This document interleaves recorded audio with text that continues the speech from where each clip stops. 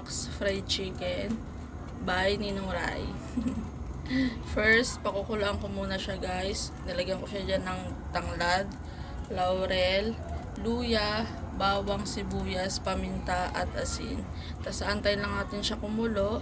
Pagkakulo, iaahon natin siya at lalagyan natin siya ng toyo at patutuyuin bago iprito. Yun lang guys, antayin natin.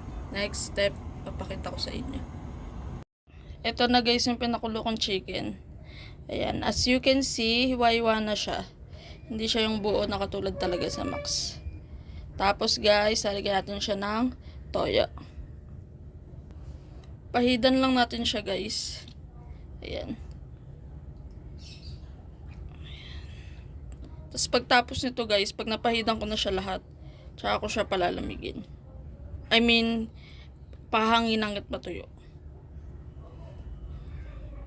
Ito na guys, nalagyan natin siya ng toyo. Then, palalamigin natin siya para matuyo, pahanginan, bago natin iprito.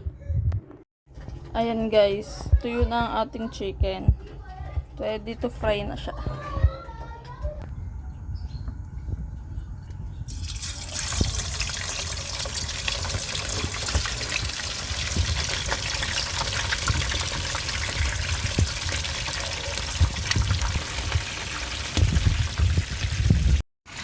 Ayan guys, nabaliktad ko na siya. Then guys, magpiprito rin ako dito ng potato. Ayan, inanohan ko lang din siya ng toyo at saka nor seasoning. Ayan, para may lasa. Ayun lang guys, sana takot kayo sa ulam na rin for today. Thank you for watching.